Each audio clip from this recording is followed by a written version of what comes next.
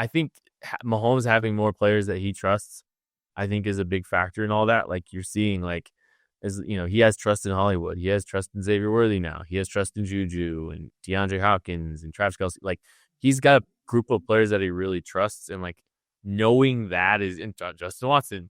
But like I think that's a huge factor in just all this kind of settling down a little bit and comfortability, confidence to be able to throw some of those glance RPOs. Like that's been big. Thanks for listening to KC Sports Network, proudly presented by Emprise Bank. If you're thinking about starting a business or know someone who is, check out Emprise Bank's SBA loans. It's always good to know your options, and they can be your partner in possible. It's the KC Laboratory presented by Emprise Bank, member FDIC, our incredible partners in possible here at KC Sports Network. Merry Christmas. Happy New Year to everyone. Ken Swanson here with Maddie Lane. I am in the Eastern time zone as well with Matthew right now, and it is throwing me off tremendously. Oh, isn't it perfect? How do you do a podcast every night at 9 p.m.? I don't get it. Oh, here, why don't you hang out here till a primetime game? Oh, why don't you hang out here till the Chiefs play a primetime game? Yeah, this is gnarly, man. Like, so here's this thing: when you get old like you're not good at staying up late. When you're youth like me, it's just no problem. You're used to this. You're built for this. I guess I'm actually learning. I'm not built for this, and I am very old because I didn't know where Tucker's going. Yeah, that's a problem. Nosferatu. Nosferatu. Is that? I guess close. Yeah, you're in the ballpark. I'll just move it along. We'll count it. Maddie, did you do like Christmas stuff before the Chiefs game, or did you guys do? Oh yeah. Afterward? No, we did it before. What do you mean? You're gonna hold off kids until after the Chiefs game to do Christmas stuff on Christmas Day? You're gonna make me wait the kids until 5 p.m. to have Christmas? Good luck with that. No, I don't. Everyone has their own thing. Like my family does a lot of stuff on Christmas Eve, and so like we had most of it knocked out. We went and had brunch at my parents' house. We went and did that, and then came back home about halftime of the Chiefs game, and hung out as a family the rest of the day, and then drove to Ohio the next. But I don't know. Everybody has their own different things, so I didn't know because some people like to do it all at night, They do. Hey, listen, if you're listening to this and you have kids and you somehow can force them to wait until 5 p.m. to do Christmas activities on Christmas Day, please tell us in the comments how you pull that off, because my kids would lose their mind if they didn't get to go get their stockings first thing in the morning, if they didn't get to go rip open the Santa presents the very first thing sitting there. Like, they would go ballistic on me. I don't think I would live to watch the Chiefs game if I tried to tell them they had to wait till 5 p.m. So please tell me your secrets if you can have that work. Do all your kids believe in Santa right now? I mean, not until, I guess, like, now that they have to listen to this, maybe not, but jeez, man, there could be kids listening and you're just ruining it. You're just letting the cat out the bag right now. Yeah, apologies. Apologies to any kids listening to this right now, I guess. If I told you that Santa is indeed real. And if I confirmed it for you, that he's real. Of course my kids believe in Santa Claus because he comes and delivers them presents. They write him letters. They have their little elf that he sends for December every year to help keep an eye on them and figure out what they want, that moves every single night roughly at 11:59 p.m. right after I fall asleep somehow every night. And so, yeah, no, of course they believe in Santa. You guys do Elf on the Shelf? No, but we have an elf on the shelf that comes and visits us. Yes. Got it. Okay. All right. I'm looking out for the kids. Sorry. Yeah. Sorry to all kids for confirming all of that. All of those facts that are real. Yes, kid. We do Elf on the Shelf, and it is the bane of my existence to remember, usually right as I'm trying to fall asleep, that I have to figure it out. I love that. Actually, I love that. I'm kind of glad. I'm glad you're having to do that. Honestly, this is great. I'm sorry. I had to check real quick. And this year they have bought a bunch of accessories for it for the following season. So now they have clothes, pets, doors. That's going to be a fun addition. Ooh, Well, yeah, and you got to come up with like unique things every single. I mean, we did like an advent calendar and like Yeah, we do those it. too. Those are easy stuff. It Those don't need my help. we do like I mean that's our elf on the shoulder. There's like an activity every single day and all that stuff, and like it's yeah. Most of the time it's just us. Hey, we're making Christmas pancakes today. Sweet. All right. We should probably Yeah, talk we about did this. the calendars. Yeah, there's definitely some people that are listening. I apologize, guys, that are like, hey, this is the lab. We don't come here for the banter. We come here to talk about football. And you guys made it 4 minutes talking about, you guys have not only ruined Christmas for my children for the rest of their entire lives, but you guys have not talked about football for the first 5 minutes. And that really old guy doesn't know what Nosferatu is. So, like, just had a terrible time right now. Nosferatu sounds like the worst Star Wars character ever. Is what that sounds like. But let's talk. I'm excited to talk about this football game. Looking back at the Steelers game, man, this team put together their best performance of the year. A lot of good things on both sides of the ball. You're finally starting to see, you know, how this team will win games. You're starting to see what this team is capable of doing. You're seeing this team respond in the biggest moments and start treating things, like kind of like a playoff game. And like, that's kind of what I felt the vibes and the tenor was of this, this team against against the Steelers this week is, they saw the light at the end of the tunnel. You heard Steve Spagnuolo breaking the team down, talking about one more win, on Sunday. And then they come, or on Saturday, sorry, and then they come in on Wednesday. They go out and dominate the Steelers on the road and give themselves a massive break. It feels like, I don't want to say this, but it feels like the regular season didn't matter all that much, and they still win 15 games, and they're about to go play their, peak football and, play the best version of football that they have. And they just know how to manage a season. They know how to figure things out. They know how to kind of, use this regular season as a process. And it sounds really arrogant for a 15-1 team to be saying that right now, but that kind of feels like what we've just witnessed, Maddie. Yeah, I mean, they certainly are peaking at the right time, and it certainly makes the first 3/4 of this season seem a little less relevant, and it gives credence to the whole, they're kind of like treat it more like an NBA team treats the regular season, right? Like, you only really care about like the final stretch heading into the playoffs, and you're going to turn it on then. And I guess with all of the experience and the continuity this team has, that makes a little bit of sense, right? Like, it's not overly surprising, and it's one of the few teams in the NFL that can probably pull this off. I do think it's a little unfair to just brush away everything else that happened and just said, oh, they were trying to get ready for this. I do think this team went through a lot of struggles to get to this point, and even like what they are doing now isn't bad, but it's obviously very good, but it's not always easy. And they're definitely operating from like, I think, a relatively pared down bucket of things that are working right now. And they're just going to that same buttons over and over and over again. It's not everything is working. It's not them doing whatever they want. They just found this very narrow path of stuff that is working, and they're doing it very well. They might be able to go win a Super Bowl doing just that. It's not a negative. It's just, I don't think that the first, 13 weeks of the year where it was a little bit more up and down don't matter at all. They clearly went through some stuff that they were trying, and they're trying and trying and trying, and it just wasn't clicking. But now it is. Now they're kind of ready for this stretch run. Heck, I see Jalen Watson's out here working out.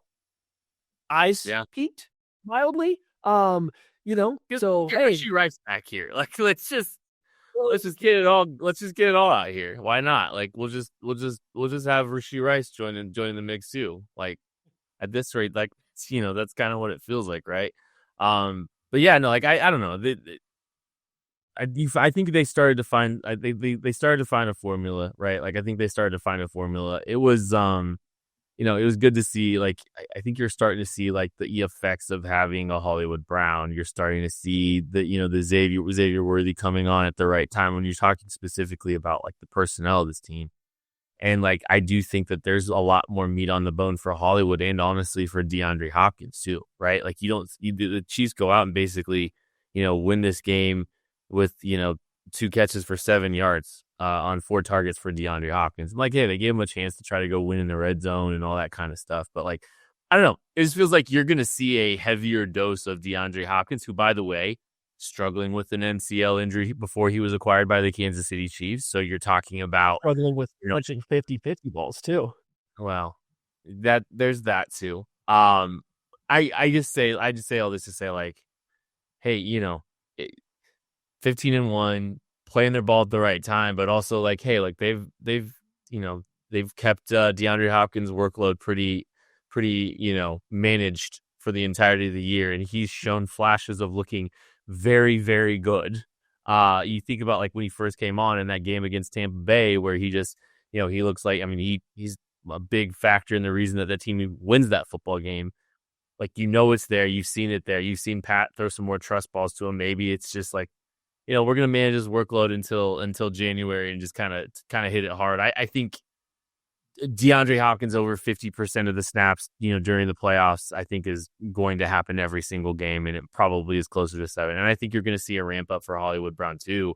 I think I think there is, there's a correlation between, getting some of these pieces back, I think, and getting some of these pieces in the mix at the same time, and this offense finding some success. So who's losing reps? Like in your mind, going forward, right? Like kind of who's losing those reps? Where are those coming from? Because I don't know if Hopkins does the same stuff that Justin Watson does. And Justin Watson still probably plays a few more, plays a little bit more higher snap percentage than he should or needs to for this team, right? Like he is coming off of one of his best games. So like it's kind of a weird time to say that, but like, if you were going to put the most talented wide receivers out there, he might not make it, but he kind of does something a little different than everybody else. Juju Smith-Schuster has a lot of trust, and they use him a little bit differently than they use these other guys. So like, are you cutting his snaps out? Like, who's losing snaps to get Hopkins and Hollywood Brown up above 50% come playoff time? Yeah, I think, I think Juju sees us. I think Juju sees a drop. I think, maybe it's like you're gonna play more 11 personnel. Period. Maybe you're dipping into the Noah Gray bucket a little bit. You're taking from him. You're taking a little bit from Justin Watson.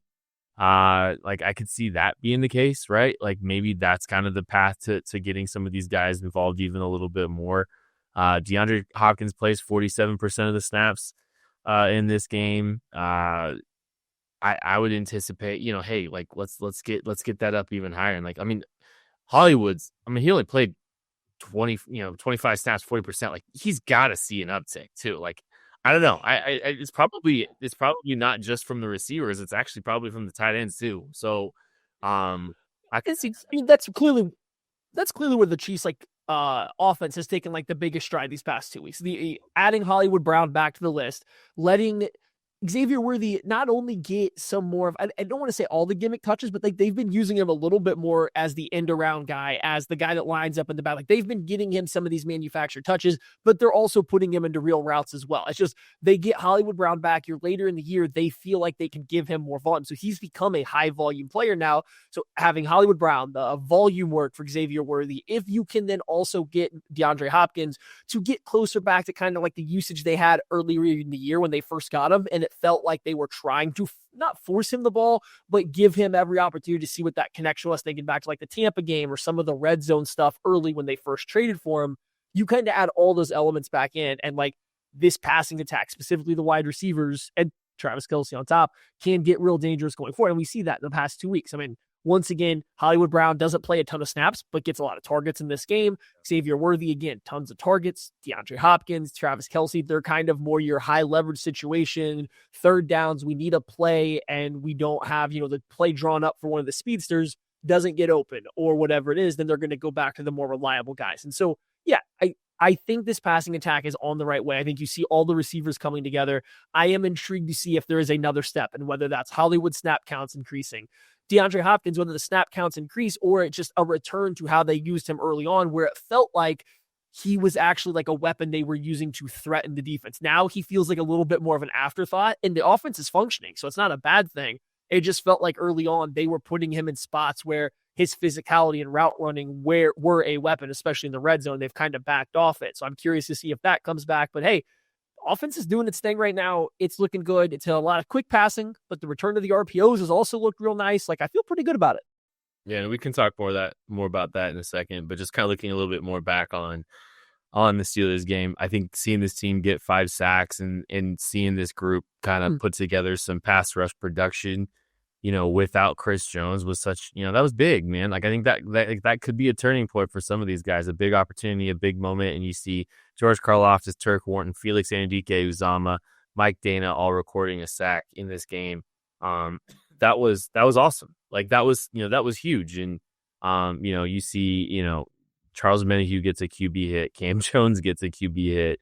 All those guys we talked about, getting hits on the quarterback, 9 hits on the quarterback, 5 sacks. Really productive. I think that was one of the biggest things to get excited about, I would say, and hope that you're seeing more of is, watching that pass rush step up in a big, big way without, Chris Jones, who there's a lot of people pushing right now to make Chris Jones the defensive player of the year for his impact.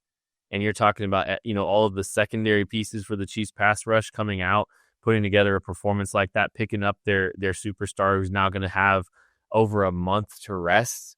Like, that's huge. And I think that was one of the biggest steps for this team is watching that pass rush go out there and do what they did against the Steelers. Yeah, it was a very good sight to see. It feels like the Chiefs pass rush, after a couple bad weeks, like it was something we started talking about a lot, of where the pass rush was, where were they going to win? The blitzing isn't working because it's predictable. All of a sudden, we talked about this, Chris Jones leading up to his injury.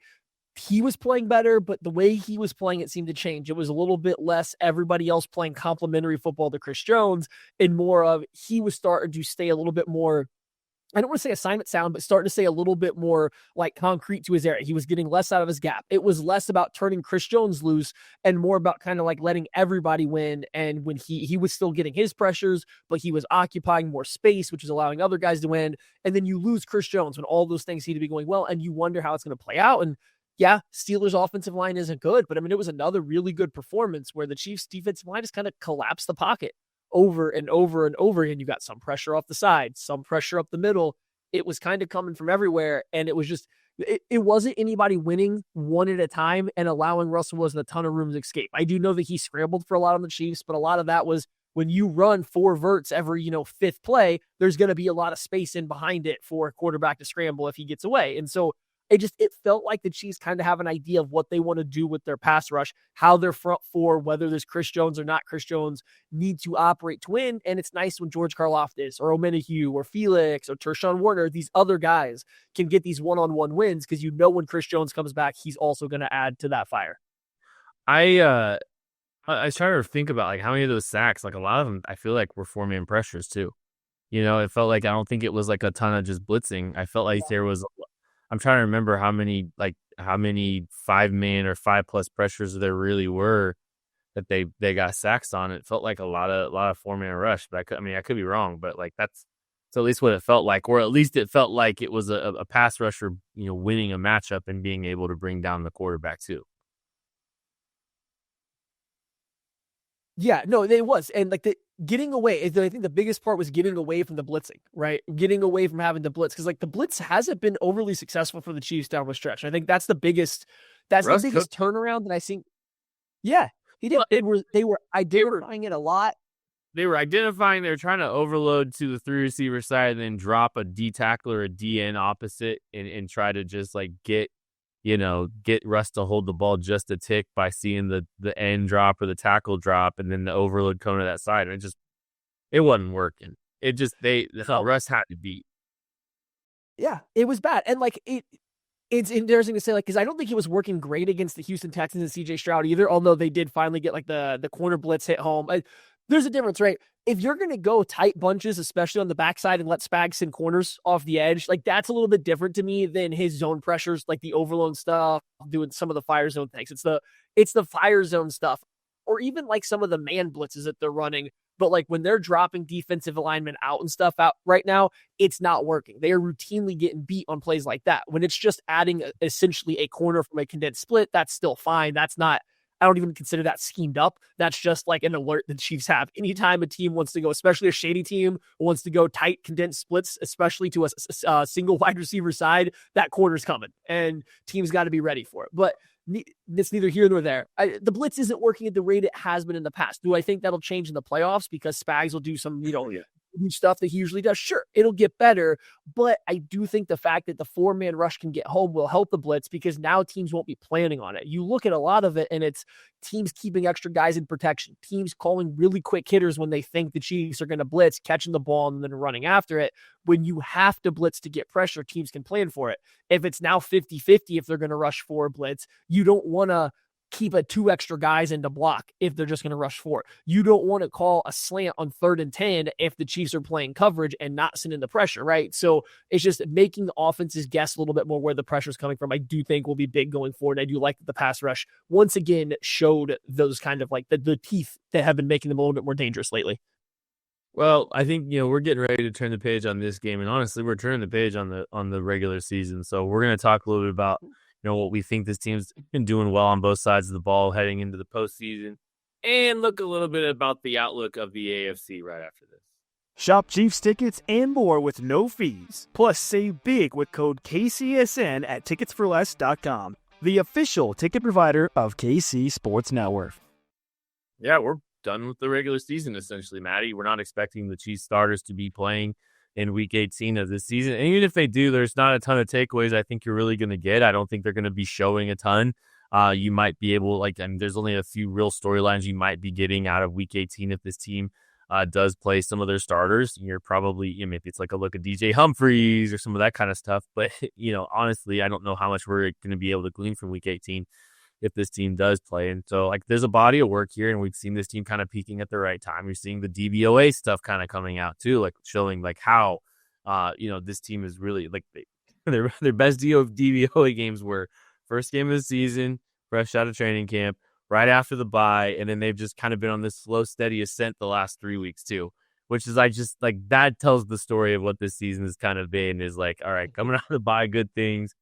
Push for the home stretch, really good things. Oh, by the way, this team completely fresh coming out of training camp, one of their best performances there as well. That tells the story if you ask me. But kind of wanted to talk through what do we think's working on both sides of the football here as this team is peaking at the right time. So we'll start with the offense. And Maddie, what do you think is working right now? The pass game, we talked about a lot of the wide receiver stuff earlier, so maybe we won't go too far into that as much here. I like the return of the RPO game.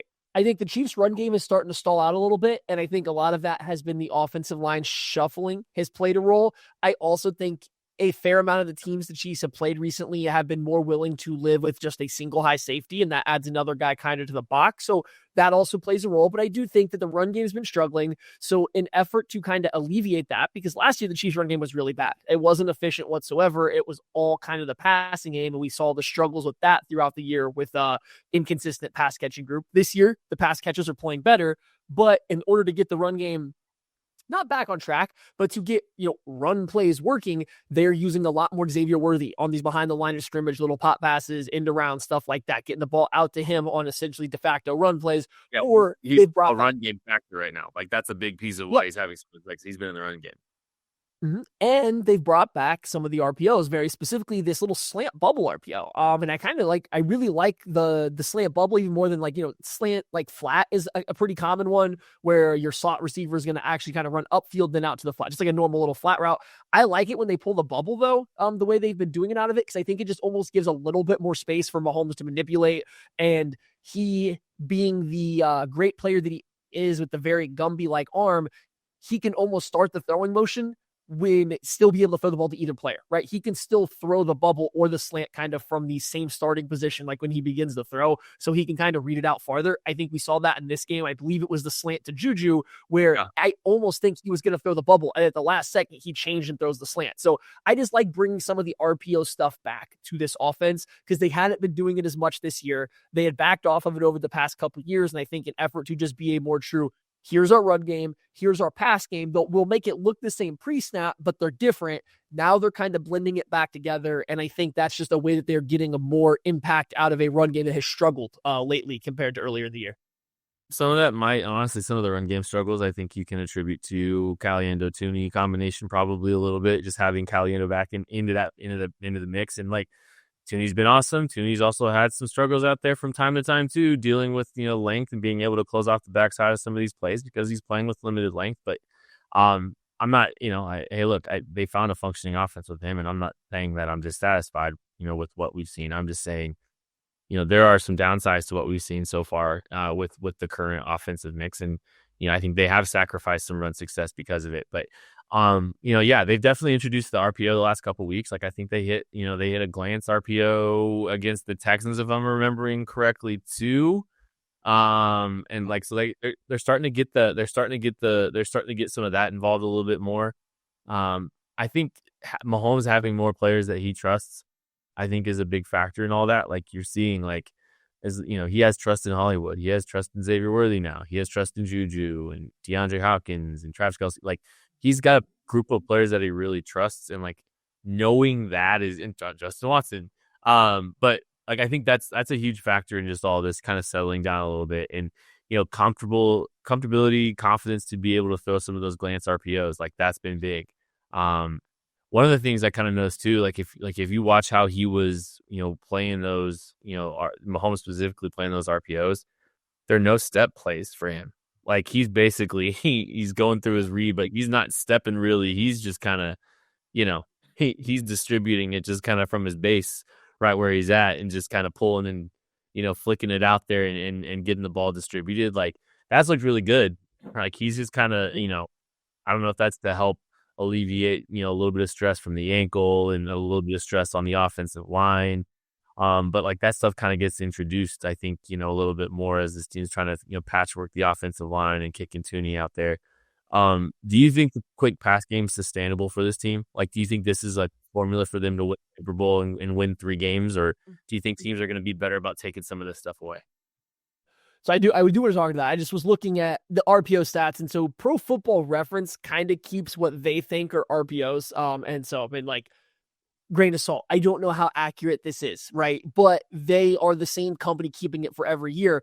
Last year, the Chiefs or Patrick Mahomes threw 56. I ran 56 RPOs is what they have credited for.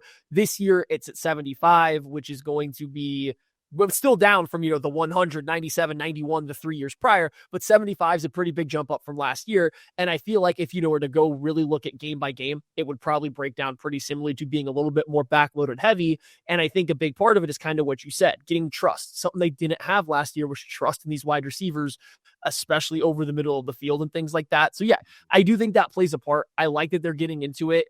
And that kind of stuff being calculated into your quick passing game, I do think it helps that as well. But I think, yes, they can ride the quick passing game as the main part of their offense. The quick passing game, much like it has been in 2022 and last year, can be the main part of where this offense finds success. It moves the ball up and down the field, sustains their efficiency that they do have. I do wonder if teams that are more zone heavy, teams that are play a little bit softer and then come down and rally to make tackles, like some of the defenses they will play and the playoffs in the AFC that aren't the Texans and the Steelers, I do wonder if you won't need something else in those games, though. And that's what we're still kind of waiting on the Chiefs to find. It was cool to see Justin Watson make a nice vertical catch. It was nice to see even the week before there was a couple chances that were, I think, pretty good passes on vertical balls that, just weren't brought down. But I do think they might need a second pitch to beat some of the other defenses that don't play so much aggressive attacking man style defense. And that's just not that we haven't seen signs that it'll get better, but we just haven't quite seen that yet because these past 2 weeks has been so quick pass heavy.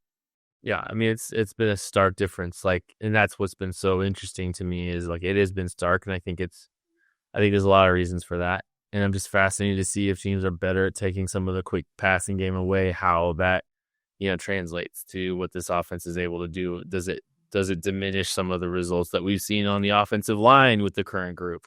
I think there's a possibility for that to be the case too, right? So some big questions on the offensive line that got to get answered as they kind of work through some of this stuff and try to figure out the formula for winning 3 more games and winning a Super Bowl. And like, that's ultimately what they're trying to do. So like, they got to kind of come up with the right game plan for that. Anything else on offense that you think's working right now that you really just want to bring to light, or any quick thoughts on anything else offensively? Yeah, I think generally speaking, and maybe this is again the quick passing thing is kind of taken over as the main thing. It feels like the Chiefs offense is once again trending away from being the Travis Kelce offense. It's trending a little bit away from 87's the focal point, and then everybody else kind of, revolves or goes around that. And It's just that I don't think he's that player this year. I don't think he's at this age of his career, this time of where he's at. I just don't think he's that guy. And so playing that way where Mahomes is going into a snap and thinking, I'm going to give Travis Kelce a chance to win, and then I'm going to give him an extra beat to see if he wins because he usually does, and then I'll make stuff happen off of that. I don't think that's the mindset to have anymore, and I do think once they lost Rashee Rice in the middle of the season, they got stuck in that mindset a little too often, and part of that's on Mahomes, part of that's on the coaching staff because this is what they've known, but it feels like they're getting away from that a little bit, so I do like that from this offense. Doesn't mean he can't be involved. We've seen he's still been very involved these past 2 weeks. In fact, you'd almost say it's some of his more efficient games. That's what's funny. He leads the team. He let the game we're talking about. This is the game he leads the team in targets, receiving yards, and catches. I just find that hilarious. And I'm not saying you're wrong either. I just think it's funny how, Right, but it didn't feel like, they were relying on it. It felt like when he got the ball, it's because, there was one or two that Paul was probably forced to him, right? But when he got the ball for the most part, it's because he found an open spot in the zone. And not that he was an afterthought, but it was part of the play. And he just happened to be open. Whereas you watch some games early in the year, it felt like Mahomes was kind of really trying to see if he was going to win. And then when he didn't, it kind of messed up the rest of the play. And part of that's inconsistent play from others. But I like it I think this offense works better when he's not the focal point right now. And you let him get stuff in stride of the offense, in the flow of the rest of the offense, because he is not this dominant force that he once was given his age. That's the maturation process that they've endured through the entirety of the season, and finally getting some of these pieces back is huge too. They needed the process for Xavier Worthy. They needed him to go through the process of the rookie year and develop that trust with Mahomes. And some of those throws that Mahomes put on him against the Steelers are not easy throws, and not throws that I'm not even sure that he makes in week 3. That under route where he's got a guy kind of draped over him. Mahomes trusting him to throw that ball and those kind of plays, and him coming down with them and stuff like that. I'm not sure we see those earlier in the year. And so that was big. That was big. And I think, as the offense, molds and develops, it doesn't have to run through Travis, but Travis is always there. And maybe that's just been a process they've kind of had to go through and endure this entire year. Defensively, what do you think's working for this defense right now? Trent McDuffie is working for this defense right now. I think that's my answer. Listen, he's been really good since they've allowed him to move around a little bit more. I think that he's not only been better, but the entire defense has been better as a whole. Living with the communication errors, the lack of judgment, the mental lapses of Joshua Williams, Najee Johnson, or just the poor play of them on the outside, but allowing Trent McDuffie to follow the other team's best wide receiver or to get back in the slot, that trade-off seems to be worth it. A month ago, this was a question that I think a lot of Chiefs fans had, and I was hesitant to move McDuffie full-time back to the slot or back to his early season role because I didn't know if you could trust those two together, those two others, Najee Johnson and Joshua Williams on the outside. What would that limit Spag's ability to call stuff? And I think those same concerns are still there. However, if McDuffie's going to play this good, you might just have to deal with those concerns. You might just have to deal with that up and down play because of how good he is in that role. Shutting down opposing teams' number one wide receivers. I understand Pickens had the one really fantastic catch over him, but come on, look at the rest of the game. There was nothing there. Jerry Jeudy, nothing against him. When he's going up against other teams' top guys, Nico Collins didn't do much when he was lined up against Trent McDuffie. When he goes up against them, he makes them kind of erase from the game. And then now he's forcing turnovers. He's forced a turnover in 3 straight games. It gets him involved in the screen game as a blitzer. It's just, keep moving him around and deal with those other two guys on the outside. Maybe Watson does come back for the playoffs. It seems a little bit more possible now than it did before. Maybe Steven Nelson gets, finds his footing and is able to get in shape and can somehow play like he did last year for the Texans. And then you don't have those issues on the outside. But Trent McDuffie playing absolutely phenomenal football right now. He's in the top 3 corner in the NFL the way he's playing right now. Down the stretch of the season, he's been a top 3 corner in the NFL, and he's not 3. Pay your blue chips. Pay your blue chip players. Pay Trent McDuffie. I think the tide's risen a little bit in the cornerback room too. So I think Joshua Williams and Najee Johnson have played better since they were earlier in the year. Not to say that it's something that's solved or something that's good, but I do think both of those players have taken a step and played better. You kind of see, I think the Chiefs are getting a better feel for what they have with their entire cornerback room, and that's including Keith Taylor, right? So they like to put Keith Taylor in the red zone, so they like to throw him into the mix down there, right? They've kind of, put Nazi and Joshua Williams on a times share, and like that seemed to help a little bit. Like there's still some moments for sure. Like you saw Nazi get cooked by Calvin Austin, which is not something you'd like to see on that out route. But you also saw him make some good plays in the run game, and so like there's just I think I think the tide's risen a little bit at that position. The challenge has been accepted, and they're taking steps now. Maybe a little bit that's the fact that Steven Nelson's here trying to take their job. Like that could be into the factor. But whatever it is, like I'm glad that the cornerback room's gotten better. I still think it's a concern, and I still think I think the Buffalo Bills are going to do everything they can to challenge the depth of the Chiefs cornerback position whenever these two teams match up again. And that could be a problem. But like I think we said it, Matt, I said it on the post-game show. How many Steve Spagnuolo defenses get worse during the playoffs? None. So whatever you've seen, expecting a better version of this defense, when we see him again in January. So what else do you think is working on this side of the ball? Honestly, that's the biggest thing I got. And like, I know the defense has been playing really good. I think they might be like league leading in points per game, like this year, or like close to down the stretch here, like giving up. The defense, the stats always look good, but when you watch it, it always looks like they're hanging on by a thread. And I kind of mean that in a negative way, but they're figuring out ways to do it. It's really hard for me to point to specific parts of this defense that aren't Trent McDuffie and say this is what they're doing well. The blitz isn't tearing teams apart right now. Like we already talked about that. So like it's not that Spagnuolo is just like coaching, circles around the opposing offensive coordinators. He's not doing bad. It's just this isn't like the playoff Spags where he clearly has quarterbacks completely baffled and offensive coordinators going through hell trying to figure him out.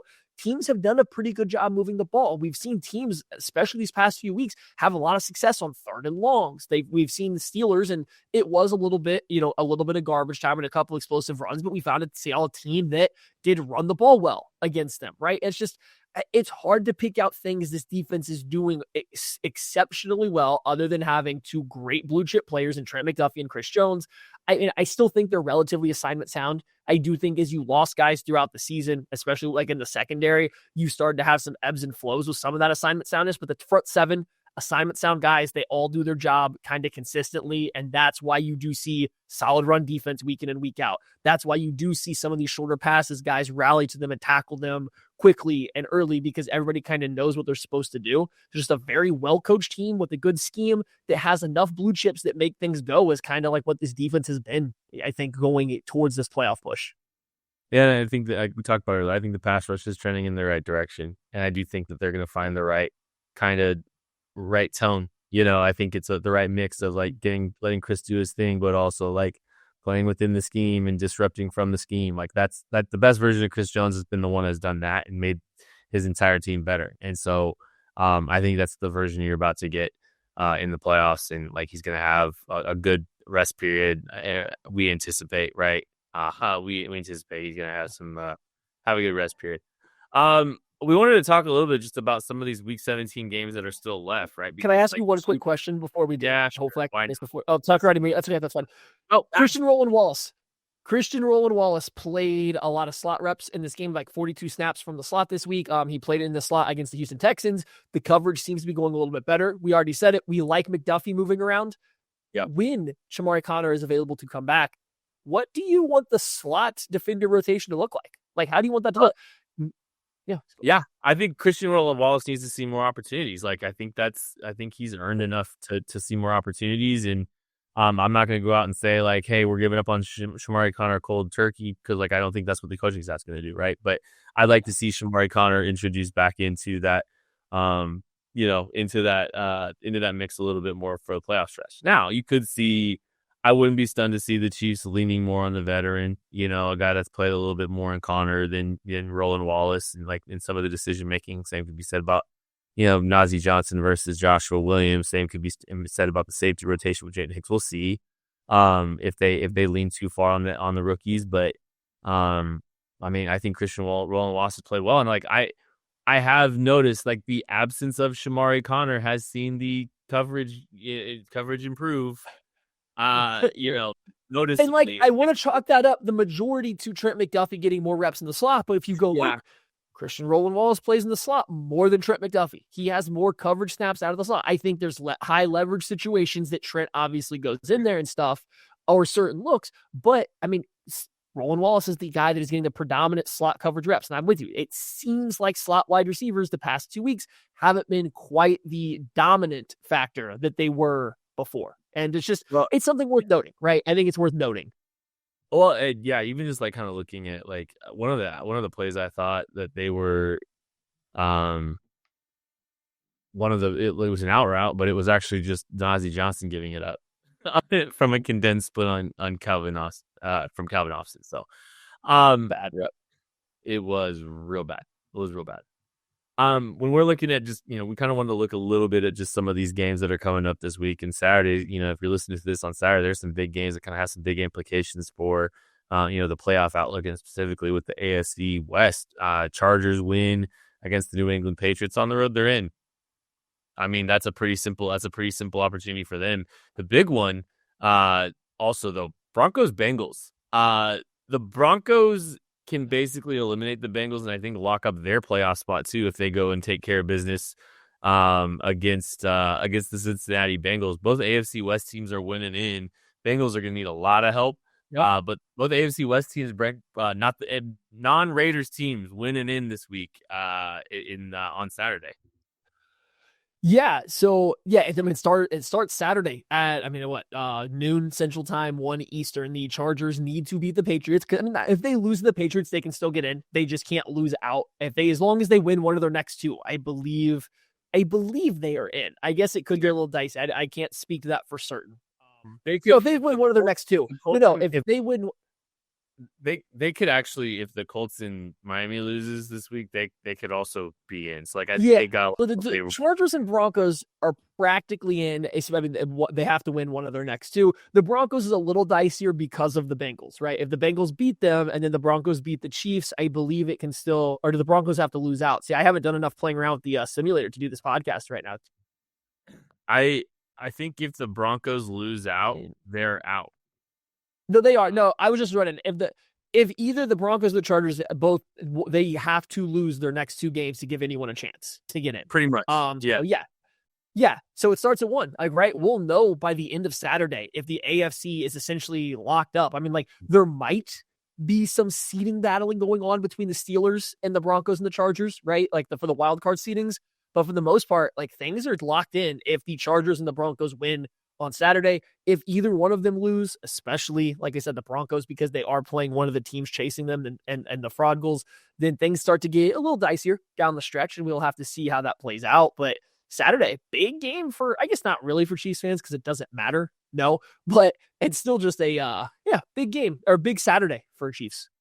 Well, and you're just trying to figure out how this thing's going to stack up, right? And, the Ravens already have one, they already have one in the hopper. The Steelers already lost. That's the big question. You're talking about maybe a little shuffling here, Chargers, Broncos, and then presumably the Pittsburgh Steelers.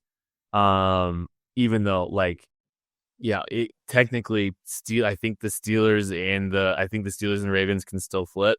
If the Steelers and Ravens can still flip. Next week, if the Ravens beat the Browns, they are the 3 seed, and it doesn't matter what the Steelers do if that happens. So if the Browns play spoiler or not, we'll see. I was gonna ask you though, if you're just kind of looking, so you kind of have a pretty good idea of the playoff outlook, right? If you're looking at, we pretty sure we have the teams. We have a pretty good idea. We're gonna see 3 AFC West teams. We're gonna see Pittsburgh. We're gonna see the Ravens, Houston, Buffalo. The Chiefs are going to have played every single AFC playoff team, by the way.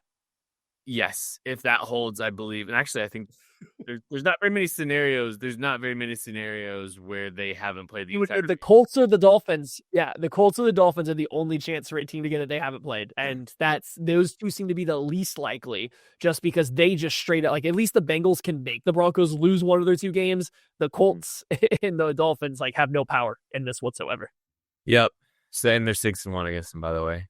No big deal. Whatever. What's what would be your preference? Like, how do you want the AFC to stack up? If you're asking, like, if I'm asking you, how do you want the AFC to stack up? Oh man. I mean, I want the Bills and the Ravens to stay where they are. I want the Ravens to win the AFC North. I've said it before. The Chiefs have gotten the Super Bowl now. Like, I don't care about, hard path getting there. They have played a hard path to get to a Super Bowl. They won it that way. That's cool. That's fine. We don't need to do that again. I hope they get the easiest matchups possible. I mean, I hope whoever the 7 seed is goes in and beats the Bills and then has to come play Kansas City. And then I hope whoever the 6 seed is beats, whoever, everybody they're playing, and that's who they have to play in the title game. Like, I don't care who they have to play to get there and win the Super Bowl at this point. Realistically, though, yeah, I mean, like, what are we looking at? If favorites win, we're looking at playing the Texans or the Steelers again, is I think how that plays out, because those two are going to play the first round. Yeah, you're probably looking at most likely scenario is you're looking at Steelers or Texans in the divisional round. Either one's fine with me. I don't think either one of them had a lot of bite at the end of that. Steelers probably more so. Mike Tomlin can do one of those weird things where he gets guys motivated kind of out of nowhere, and maybe they're like, oh, they just beat us. They beat us bad. They embarrassed us on Christmas. Maybe they have a little extra edge. I don't know if I see the Texans getting that same level of like mentality boost from the way that game played out with the Tank Dell injury happening in the middle of it. The game was a little bit closer than the Steelers one, even though they still clearly were outclassed. So probably would maybe prefer to play the Texans, honestly. I don't know if they have any answers for what the Chiefs do, but I mean, either one of those teams is no great. Couple things, just thinking through like the scenarios, right? So they're not going to the Texans aren't going to have Tank Dell.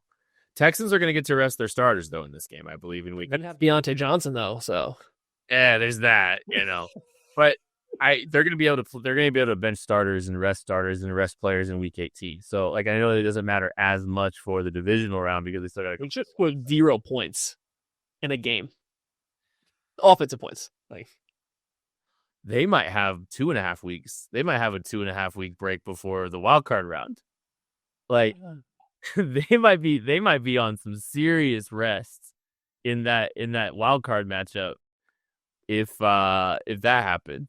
But yeah, no, I think you're probably looking at Pittsburgh or Houston, and I think, yeah, I get the argument on Pittsburgh. I just don't know if it matters, right? Like, I don't know. I don't know. It does, yeah. And it is great to think that like the Chiefs basically have to beat the Texans or the Steelers. They're a Texans or Steelers victory away from the AFC Championship game. And then you look at like Buffalo and Baltimore, and they both have to win on the wild card weekend. They have to beat an AFC West team. Then probably play each other in the divisional round, and then come to Arrowhead. Okay, so we'll talk about this again later, obviously, because we assume those two teams will play each other. But it's December 27th as we record this. Would you rather? And we're getting a little ahead of ourselves. And that's not fair. But would you rather play the Bills or the Ravens in the AFC Championship game? No, hold on. No. Take this back. Let me reword this. Who would you least like to play in the AFC like playoff picture? Who is the last team you want to play? If you were to power rank the teams from like your favorite team for the Chiefs to play to the least favorite, who is the least favorite team for them to play? Least favorite team is Buffalo. Because Josh is playing out of his mind, and Josh is capable. Yeah, you would say that. We've seen it. But we've seen it. Josh guy. We've seen it way more than we've seen it with Lamar. So it's probably if I'm power ranking it, it's Bills, Ravens.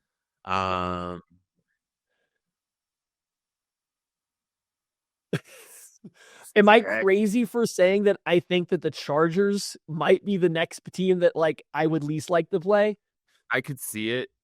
Just because they always make Chiefs games ugly. I mean, maybe even the Broncos, right? Like that Chiefs Broncos game was tight. And like, do I think they'd actually beat them? Am I actually ever going to be afraid of Bo Nix? No, but I just don't think I really see the Texans or Steelers with a real path to beating the Chiefs.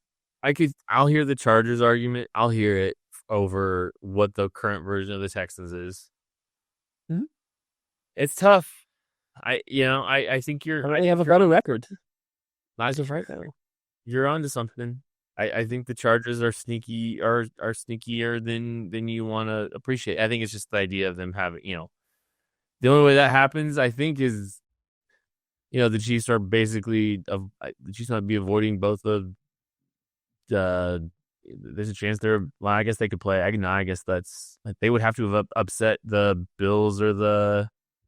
Yeah, they would have to be one of them. Yeah, they'd have to upset one of them to make that happen. Which that's interesting. That's at least interesting. But yeah, obviously probably revisit this conversation, at some point in time in the playoffs, because we will have playoff results before the Chiefs play teams and stuff like that. So we can revisit that. I just was wondering here before the playoffs started, let's how it looks. Because I think most Chiefs fans would probably go the same route. I think it's pretty clear that the Buffalo Bills are the scariest team to have to play in the AFC because they're the one team that did beat the Chiefs this year. And every playoff game lately has come down with the Chiefs and them has come down to kind of one possession. And that matters. I understand the Ravens game kind of did, but that was fake as that close compared to the Bills game. So yeah, I think that is where we lay out. I think it is good that the Ravens stay. I really hope the Ravens don't drop one to the Browns. It would be very annoying to have to play the Ravens and the Bills. Not that the Chiefs couldn't do it. Not that it's, scary. Not that I don't think the Chiefs win,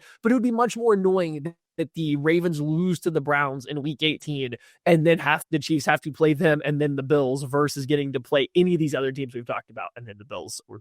Yeah. All right. Real quick question, Maddie. Who's the one NFC team you would not want to see in the Super Bowl? Oh God, the NFC team? Yeah. Okay, well, let's just run down here through their playoff picture, starting here. Lions, Eagles, Rams, Falcons, Vikings, Packers. Doesn't matter. I don't know the Eagles. Sorry, I was too low with the Seahawks. The Commanders. No, not afraid. I don't think their defense can stop anybody, and I do think Spags will do dirty things to Daniels, who's playing very well. Packers, put a pin in that one. Vikings, put a pin in that one. Falcons, okay, please let me play the Falcons in the Super Bowl. Rams, please let them play the Rams in the Super Bowl. Eagles, matchup-wise, the tiny bit scary, just the way that team functions, but we've done that, and I think it was against a better Eagles team, so I think I feel okay. I don't think Jared Goff is winning the Super Bowl, so it's not fair, but the Lions are half dead on their team. Everybody's injured, and Jared Goff is leading the team. Not scared. So back to probably the Packers or the Vikings. And of those two, one's led by Sam Darnold. So Packers. De facto, the Packers? All right. I think fall defense is what it's used. I think I've seen that their defense since their bye week is number one in DVOA, defensive DVOA or something like that. I think it's a lot of schedule driven, but their defense is apparently playing pretty well, which is kind of weird when you look at the roster. I think Jordan Love, his style of play seems to be immune to Spags. Just the fact that Spags can get you mentally doesn't affect Jordan Love because all he wants to do is live on razor's edge and just throw the craziest, highest risk passes. But when you complete them more often than they fail, it looks kind of good. Now, as long as it's not Toyotathon, then he's probably going to fail. If it's Toyotathon, he's probably going to succeed. Big deal that we have to take out Big Toyota. I don't know when the Toyotathon ends, but hopefully it's before February. No, I think the Packers. I think Packers is my final answer for that, just because I've seen Jordan Love beat Spags. I've seen Jordan Love beat Spags a decent amount, and it's not even that I think he's just better. It's just his play style is immune to getting beat mentally because he doesn't care when he's beat mentally. He doesn't care if he read the coverage wrong. He doesn't care if he read the blitz wrong. He's still just gonna sling it and see what happens. He just doesn't care. Back foot, maybe. Yeah, it's just wild. Yeah. Well, I was just kind of curious. Packers is up there. Eagles didn't. Eagles is up there too. Just because, I think they're playing the best ball right now. Eagles are a good team. Besides, Eagles are a good football team. Yeah, and then Sam Darnold. That's gonna do it for this episode of the KC Laboratory. Thank you all so much for listening, watching, supporting. We love you. We appreciate you. We'll catch you later.